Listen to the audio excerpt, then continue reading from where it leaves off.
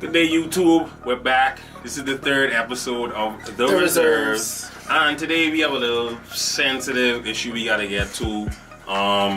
Dealing with the comments of the Clippers owner, Donald Sterling. Tell me, how do you feel about that? I mean, when you know someone is racist, you expect racist things. I'm not really surprised because his racism has been documented over the last years. Like when Baron Davis used to play for him, Baron Davis said, he made me stop loving to play basketball. How come am I playing and my own owner on the sideline telling me you want to shape, you fat, saying nigga, all of this. Yeah. The owner of my team I'm playing for. That's. I mean, in this day and age, it's 2014. I mean, I've heard rumblings of it, but to know that an owner of a professional sports team where the majority of players are black, and that he still has this mindset towards them it's mind-boggling to an extent. Like, I think that the league needs to take action on this. They said they've been investigated, but of course the law is law. So apparently in Cali, the law is two people have to know the recording is being on. So if we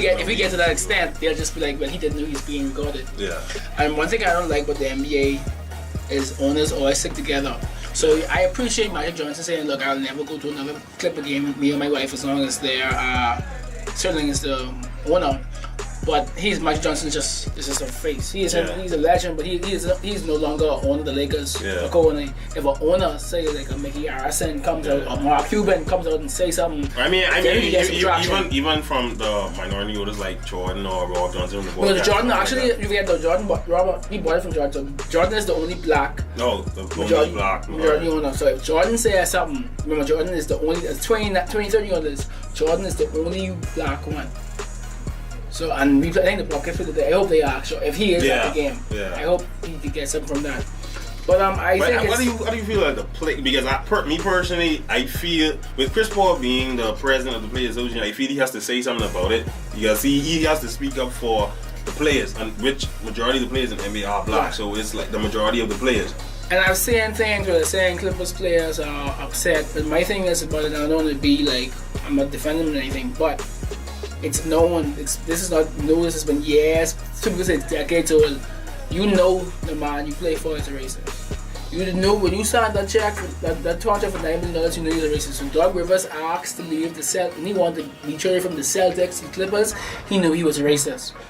Now Blake Griffin didn't have a choice. He got drafted there, but he signed an extension. He knew the man was a racist. So that people saying they should sit together, it's in between because. It's not like it's this brand new news. Oh my goodness, this man is a racist. But I mean, there have been instances before, but I think in this situation, right now, it took in the forefront of everything. I think it has to be addressed. For those who don't know, there was a recording came from his girlfriend who was mixed. She's mixed with black and Latino or Hispanic or whatever it may be. Yeah. She posted a picture with Magic on her Instagram, and she had to delete the picture. And Donald Sterling said, "Why do my people have to call me and tell me that you're associated with black people?" And the recording's like 9 minutes long, but the gist of what it is he was saying, why do you have to associate with them? These people. Do whatever you want. You could have sex with them, you could go with them, you could bring them here, you could feed them. I don't care.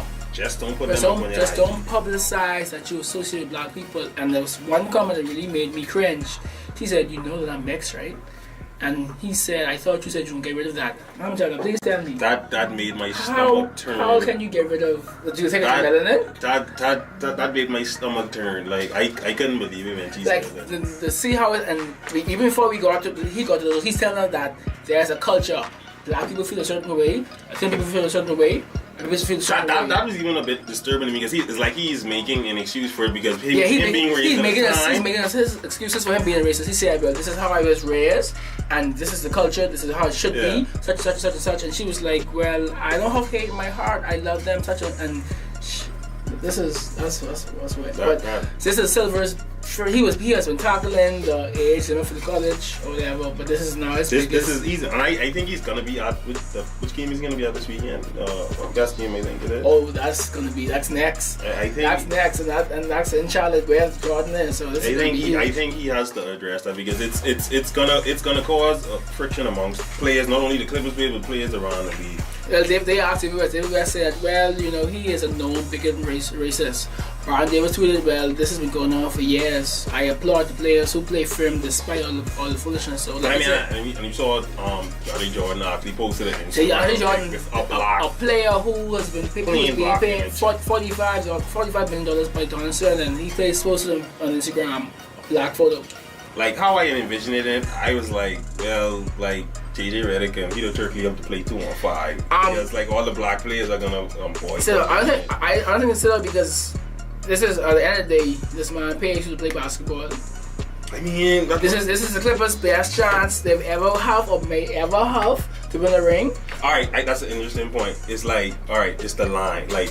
Oh yeah, the line has been crossed. The line has been crossed. No, I mean, like, all right, like you have to choose your self-respect or your goals or a championship. It's like you gotta put one down for the other, and which one you pick says a lot about you as a man.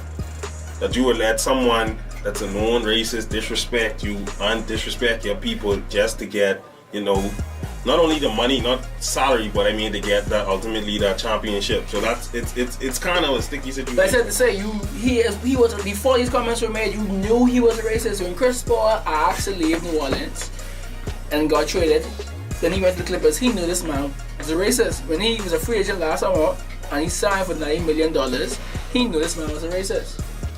So I think that they're put in a position now whereas out there now, the whole world, because remember back in 2006, 2007, the social media wasn't what it is now.